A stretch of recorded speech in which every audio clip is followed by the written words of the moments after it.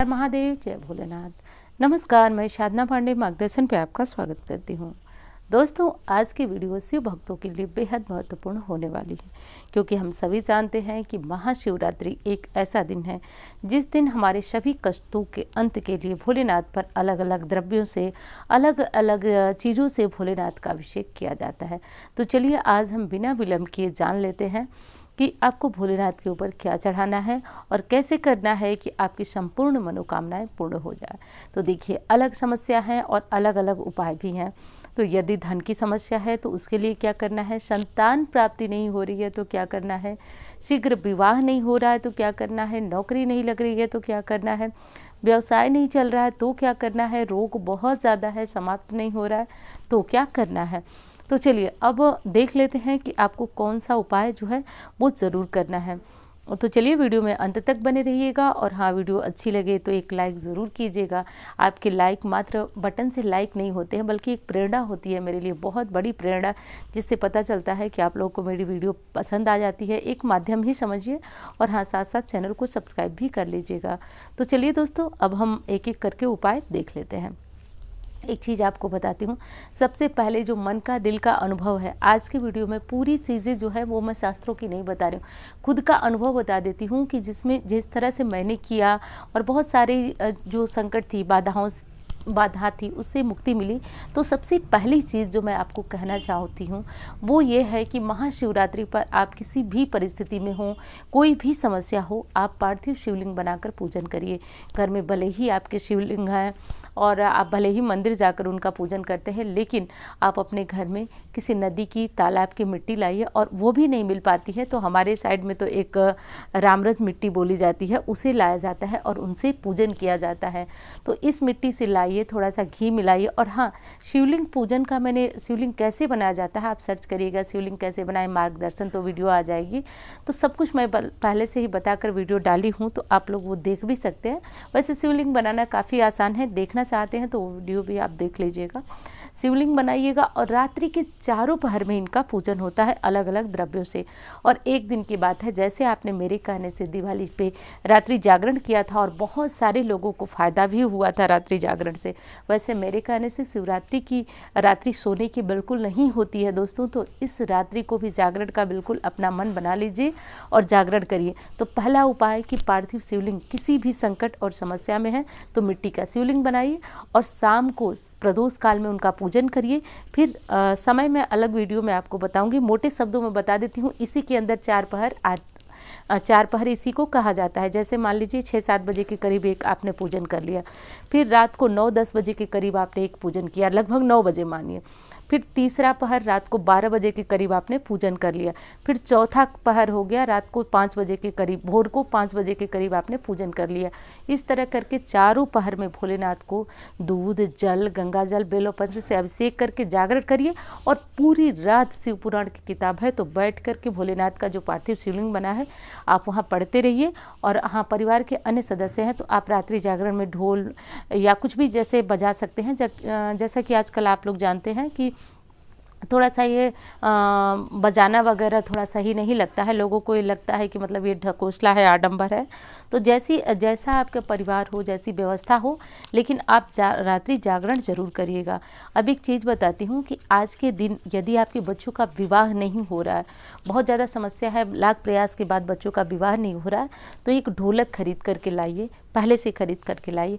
और आज भोलेनाथ के जो शादी वाले गाने होते हैं, आप सभी जानते हैं शादियों में जब गाना शुरू किया जाता है तो भोलेनाथ के, शिव और पार्वती के विवाह की गीतें शुरू की जाती है। जैसे शिव शंकर चले बारात, अनेक तरह के गाना होते हैं। आप ढोलक पे अपने परिवार में वो गाना जो शिव परिवार और शिव और पार्वती के विवाह से जुड़ा हुआ है, वो परिवार आप ढोलक बजा करके आप अपने परिवार में बैठ करके और 1 2 3 इस तरह से गाना गाएंगे तो आपके परिवार में मांगलिक काम का जो मतलब शुरुआत होती है वो हो जाएगी। क्योंकि भोलेनाथ का शादी और आज उनका प्राकट्य दिवस दोनों ही मनाया जाता है।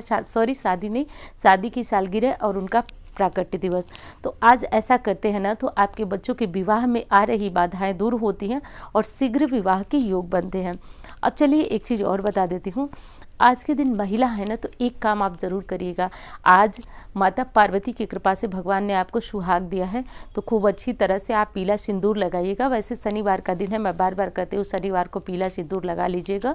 और जिनके यहाँ लाल सिंदूर से शादी होती है वो भी टेंशन ना लें, जिस सिंदूर से शादी होती है वही लगा लीजिएगा। आज के दिन प्रयास करें कि खूब अच्छी तरह से आप भी तैयार होइए, नई साड़ियाँ पहनिए, चूड़ियाँ पहनिए, मतलब सब मिलाकर पहले से मन बना करके व्यवस्था कर लीजिए कि शिवरात्रि है क्या पहनना है। ये काम कर लीजिएगा। ये सबके लिए ज़रूरी है, इससे पति का प्यार मिलता है, साथ मिलता है और बहुत तरह की बाधाएं जो आपके दाम्पत्य जीवन में आ रही हैं वो दूर होती हैं। अब चलिए उनके लिए बात करते हैं जिनको कि संतान प्राप्ति नहीं हो रही है। अब एक अचूक और अमोघ उपाय है। संतान प्राप्ति नहीं हो रही है तो आपको किसी भी प्राचीन शिव मंदिर में जाना है, पुराने शिव मंदिर में जाना है और वहाँ शाम के समय प्रदोष काल में जाना है और एक बहुत बड़ा दीपक, इतना बड़ा आप अपने अंदाज से ले लीजिए, जिसको हमारे यहाँ तो बहुत बड़े दीपक को परई के नाम से जाना जाता है, उसको ले लीजिए। उसमें कम से कम जो है आप 1 पाव सवा पाव घी डाल दीजिए और बाती लगा दीजिए और ये दीपक आपका पूरी रात्रि जलना चाहिए। और यदि आपकी व्यवस्था है तो आप उसी शिवलिंग में रुकें, विश्राम करें और वहाँ पे चारों पहर की पूजा उस प्राचीन शिवलिंग में करें। शिवलिंग पर आप भोलेनाथ को दूध, गंगा जल, बिल्वपत्र इत्यादि चढ़ा करके और जिस दीपक को मैंने बताया वो दीपक पूरी रात जलना चाहिए। आप देखेंगे भोलेनाथ की दया से बहुतों को संतान प्राप्ति हुई है। और ऐसा समय है कि आप जो है आजकल समस्याएं मतलब बहुत लोगों पे आ रही है, बहुत ज़्यादा समस्याएं। भोलेनाथ, मेरा पूर्ण भरोसा है कि भोलेनाथ को जो दिल से पूरी रात्रि याद कर लेता है उसकी मांगी गई कामना कहीं भी व्यर्थ नहीं जाती है, निश्चित पूर्ण होती है। तो प्राचीन शिव मंदिर का इंतजार करिएगा, देखिएगा, व्यवस्था कीजिएगा कि कहाँ है और पति पत्नी दोनों लोग जाकर अगर पूरी रात्रि शिवलिंग के पास बैठे रहेंगे, दीपक जलाएंगे, शिव पुराण पढ़ेंगे, तो जो भी हो आप वहाँ बस बैठ करके करते रहिएगा तो आप देखेंगे कि आप जल्दी ही अगली शिवरात्रि आने से पूर्व आपकी गोद भरी होगी। तो ऐसा करिएगा। पूर्ण विश्वास और दावे के साथ कहती हूँ कि महादेव उस रात्रि मांगी गई मनोकामना ज़रूर पूर्ण करते हैं। देखिए एक चीज़ और साथ साथ बता देती हूँ कि यदि विधि ने मतलब ब्रह्मा कहा जाता है कि विधि का लेख मिटता नहीं, यदि ब्रह्मा ने लिख ही दिया है तो वो चीज़ भी काटने की शक्ति महादेव में है। यदि आपकी सच्ची भक्ति और आस्था है तो भोलेनाथ उसे भी काट देते हैं। तो इस काम को आप कर लीजिएगा। अब थोड़ा उनके बारे में बात कर लेते हैं जिनके पास धन नहीं है। तो आज का ये जो भी उपाय मैं बता रही हूँ सारा आजमाया हुआ उपाय है। आज आप कम से कम 1.25 लीटर गन्ने का रस लाइएगा और ढूंढ लीजिएगा, ये मत कहिएगा कि ये नहीं है तो क्या करें। और इस पूरी रात्रि के चारों पहर में अलग अलग द्रव्यों से वैसे तो अभिषेक होता है, लेकिन आप सभी द्रव्यों के बाद आप गन्ने का रस ज़रूर चढ़ाइएगा। आप अपने घर में चढ़ाइए या फिर शिवलिंग के पास चढ़ाइए। वैसे तो रात में सबके लिए पॉसिबल नहीं है कि शिव मंदिर जाए, इसलिए मैंने कहा पार्थिव पूजन करिए। घर में मिट्टी का शिवलिंग बनाइए और उनका विधि विधान से चारों पहरों में पूजा कीजिए। अब गन्ने का रस ज़रूर आपको चढ़ाना है यदि आप लक्ष्मी की कामना रखते हैं। तो दूसरा काम आपको करना है कि आप कमल गट्टे के कुछ बीज ले आइए। कमल गट्टे के कुछ बीज लाइए। रात्रि के चारों पहरों में कमल गट्टे के बीज हर एक बार लोटे में डाल करके जब आप जलाभिषेक करते हैं तो उस लोटे में एक कमल गट्टे का बीज डालिए और उसे चढ़ाइए। कहा जाता है कि कमल गट्टे का बीज शिवलिंग पर चढ़ाने से लक्ष्मी साक्षात आपके ऊपर कृपा बरसाती हैं। भोलेनाथ की ऐसी मतलब उनकी ऐसी कृपा है। और हाँ दोस्तों, वीडियो अच्छी लगे तो लाइक तो करते ही रहिएगा, साथ साथ चैनल को सब्सक्राइब भी कर लीजिएगा। और जो नंबर आप देख रहे हैं उस पर मुझसे बात करना हो, विशेष कुंडली दिखाना हो, ग्रहों का कुछ ऐसा परिवर्तन होता है जिसके कारण जीवन पूरी तरह से उथल पुथल हो चुका है, तो ये नंबर है जिस पे आप संपर्क कर सकते हैं। वैसे एक काम करिएगा, जिन उपायों को मैं बता रही हूँ उसे भी कम मत समझिएगा। सारे ग्रहों को पलटने की शक्ति सिर्फ और सिर्फ महादेव में है, तो ये काम करते रहिएगा। एक चीज़ और कर लीजिएगा, यदि आपके वैवाहिक जीवन मतलब शादी तो हो चुकी है लेकिन किसी प्रकार का सुख नहीं है, पति पत्नी के बीच कोई मतलब आपसी संबंध नहीं है, तो आपको क्या करना है। बच्चों के विवाह के लिए तो मैंने एक उपाय और बताया, एक और कर लीजिएगा। पानी में केसर डाल लीजिएगा, पानी में केसर डाल लीजिएगा जिससे महादेव का अभिषेक करना है। और इस केसर वाला पानी जब थोड़ा सा पीले रंग का हो जाए, उस पीले वाले जल से भोलेनाथ का विधिवत अभिषेक करिएगा। हो सकता है तो रुद्र सूक्त का पाठ भी अपने घर में मोबाइल में चला करके रख लीजिएगा। पूरी रात्रि शिव पुराण का पाठ आप लोग ज़रूर करिएगा। ये सब काम आपको ज़रूर करना है। केसर का पानी अचूक उपाय है, इसे भी साथ साथ कर लीजिएगा यदि दाम्पत्य जीवन में सुख नहीं है और यदि बच्चों का विवाह नहीं हो रहा है तो मम्मी भी साथ साथ ये उपाय करें और बच्चों से भी कराएं। एक और उपाय है जो कि प्राचीन उपाय है। देखिए, कहा जाता है कि माता पार्वती और शिव जी का गठबंधन करने से शीघ्र ही बेटियों के विवाह में आ रही बाधाएं दूर होती हैं। तो गठबंधन की विधि क्या है, वो बड़ी आसान सी विधि है, कोई आडंबर में मत पड़िए। बस भोलेनाथ को एक कपड़ा चढ़ाया जाता है, एक माँ गौरा को चढ़ाया जाता है, और घर से ही ना दोनों कपड़ों में मौली से गांठ बांध लीजिए, क्योंकि लगभग आपको पता है कि मंदिर में शिव जी पार्वती जी कितने दूर हैं। उतनी लंबी मौली ले लीजिए और दोनों लोगों को, यानी कि भोलेनाथ को सफ़ेद कपड़ा चढ़ा दीजिए, और लाल भी चढ़ा सकते हैं, आज शिवरात्रि है, और माता गौरा को आप लाल चढ़ाइए। दोनों की चुन्नी के बीच आप मौली धागा बांध दीजिए और शिव मंदिर में जाकर इसे चढ़ा दीजिए। इस तरह गठबंधन हो जाएगा। तो इस तरह से करने से ना, मतलब दोनों को एक साथ जोड़ने से आपका रिश्ता भी जल्दी जुड़ता है भोलेनाथ की कृपा से।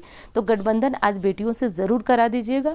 और हाँ, अब कुछ समझ में आपको नहीं आ रहा है, कोई रोग ऐसा है जो कि समझ में ही नहीं आ रहा, डॉक्टर भी बता रहे हैं, बहुत सारे ऐसे कमेंट आ रहे हैं, आप लोग भी पढ़ रहे हैं कि कुछ हुआ नहीं है लेकिन बुखार नहीं छोड़ रहा है, अनेक तरह की दिक्कतें हैं जो नहीं ठीक हो रही हैं। तो आज आपको चारों पहरों में भोलेनाथ को तिल मिश्रित जल चढ़ाना है। तिल ले लीजिए और एक लोटे में डाल लीजिए और तांबे के लोटे के साथ तिल मिला करके और भोलेनाथ को समर्पित करिए। इससे ग्रहों की पीड़ा और बाधा दूर होती है, और मतलब जो बीमारियां समझ में नहीं आ रही है, जो परेशानियां समझ में नहीं आ रही हैं, उनसे आपको मुक्ति मिलती है। और ये काम आप सभी ज़रूर कर लीजिएगा, क्योंकि इस बार यानी 2023 में शिवरात्रि जो है वो शनिवार के दिन पड़ रही है। तो पीपल के पास आज 9 या 7 की संख्या में दीपक ज़रूर जलाइएगा। पीपल ऐसा वृक्ष है जिसके पास देवी देवताओं के साथ पितरों की कृपा भी प्राप्त होती है। तो ये काम आप सभी ज़रूर कर लीजिएगा। शनिवार का दिन है तो पीपल को हम नहीं भूल सकते हैं। तो ये सब कर लीजिएगा दोस्तों। और एक बार आपसे और कहना चाहूँगी कि कमेंट बॉक्स में भी भोलेनाथ के नाम का जयकारा लगाते रहिएगा। बार बार कहती हूँ, कलयुग केवल नाम आधारा, सुमिरि सुमिरि नर उतरहि पारा।